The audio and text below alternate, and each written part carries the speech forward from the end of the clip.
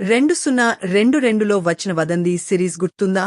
Gripping investigation, suspense, ఊహించని ట్విస్టులతో ప్రేక్షకులను బాగా ఆకట్టుకున్న ఆ సిరీస్కు ఇప్పుడు సీజన్ 2 వచ్చేసింది. అయితే అసలు ప్రశ్న ఒక్కటే, సీజన్ 2 కూడా సీజన్ 1లాగే ఇంట్రెస్టింగ్గా ఉందా? లేకపోతే ఈసారి కేవలం సగం వరకు మాత్రమే మెప్పించిందా? అదే విషయాన్ని ఈ రివ్యూలో స్పాయిలర్ లేకుండా డీటెయిల్గా చూద్దాం. అసలు కథ ఏంటి? ఒక అనుకోని సంఘటన కారణంగా చాలా సంవత్సరాల క్రితం జరిగిన ఒక మిస్టరీ మరోసారి బయటకు వస్తుంది. అసలు ఆ పాత కేసు వెనుక ఉన్న నిజమేంటి? ఆ సంఘటనతో సంబంధమున్న వ్యక్తులు ఎవరు? ఇన్ని సంవత్సరాలు గడిచినా ఆ మిస్టరీ ఎందుకు సాల్వ్ కాలేదు? ఈ ప్రశ్నలకు సమాధానాలు వెతుక్కుంటూ సాగే ఇన్వెస్టిగేషన్ చుట్టూనే కథ మొత్తం తిరుగుతుంది. ఇంతకంటే ఎక్కువ చెబితే కథలోని ముఖ్యమైన ట్విస్టులు బయటపడే అవకాశముంది. కాబట్టి కథను ఇక్కడితో ఆపేద్దాం. స్క్రీన్ ప్లే ఎలా ఉంది? సిరీస్ మొదలైన కొద్దిసేపటికే ప్రేక్షకులను మెయిన్ కాన్ఫ్లిక్ట్లోకి తీసుకెళ్లడం బాగుంది. మొదటి 2 ఎపిసోడ్స్ ఇన్వెస్టిగేషన్కు మంచి బేస్ క్రియేట్ చేస్తాయి. ఆ తర్వాత ప్రతి ఎపిసోడ్లో కొత్త క్లూస్, కొత్త క్యారెక్టర్స్, కొత్త సస్పెక్ట్స్ను పరిచయం చేస్తూ కథను ముందుకు తీసుకెళ్తారు. ఒక దశకు వచ్చిన తర్వాత ఎవరిని నమ్మాలి, ఎవరిని అనుమానించాలి అనేది ప్రేక్షకులకే కన్ఫ్యూజన్ వచ్చేలా స్క్రీన్ ప్లేను డిజైన్ చేశారు. ఇదే ఈ సిరీస్కు ప్రధానమైన ప్లస్ పాయింట్.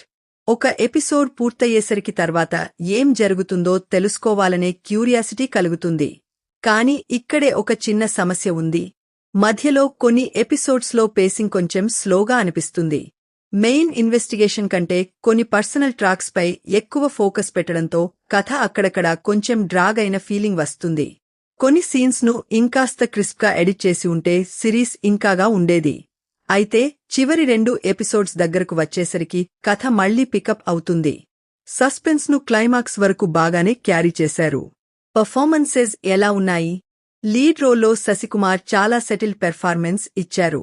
ముఖ్యంగా పోలీస్ ఆఫీసర్ క్యారెక్టర్కు కావాల్సిన సీరియస్నెస్, ఇన్వెస్టిగేషన్ ఇంటెన్సిటీని బాగా క్యారీ చేశారు. మిగతా సపోర్టింగ్ కాస్ట్ కూడా తమ పాత్రలకు న్యాయం చేశారు. ఎక్కడా ఓవర్ యాక్టింగ్ అనిపించకుండా క్యారెక్టర్స్ను నేచురల్గా చూపించే ప్రయత్నం చేశారు. తెలుగు డబ్బింగ్ విషయానికి వస్తే మిగతా క్యారెక్టర్స్ ఓకే అనిపించినా హీరో వాయిస్ మాత్రం క్యారెక్టర్కు పూర్తిగా సెట్ కాలేదనే ఫీలింగ్ కొన్ని చోట్ల వస్తుంది. Technical aspects. టెక్నికల్గా సిరీస్ క్వాలిటీ మాత్రం బాగుంది.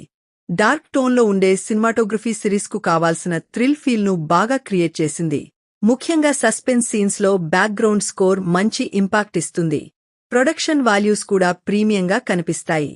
ఒక ముఖ్యమైన విషయం, ఈ సిరీస్లో వైలెన్స్తో పాటు స్ట్రాంగ్ లాంగ్వేజ్ కూడా ఉంటుంది. కాబట్టి ఫ్యామిలీతో కలిసి చూడడానికి ఇది పెద్దగా సూట్ అవ్వదు. అడల్ట్ ఆడియన్స్ లేదా సీరియస్ క్రైమ్ మిస్టరీ కంటెంట్ ఇష్టపడేవాళ్లు చూడొచ్చు. Final verdict.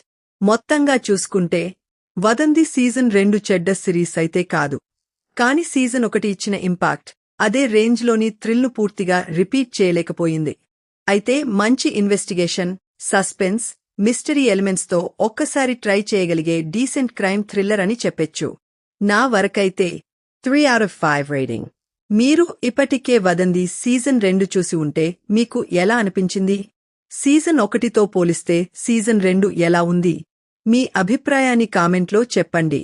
ఇలాంటి Telugu movie reviews, OTT reviews, web series reviews *** కోసం మా ఛానల్ను సబ్స్క్రైబ్ చేసి బెల్ ఐకాన్ ఆన్ చేసుకోండి. మరో ఇంట్రెస్టింగ్ రివ్యూతో మళ్ళీ కలుద్దాం. బాయ్.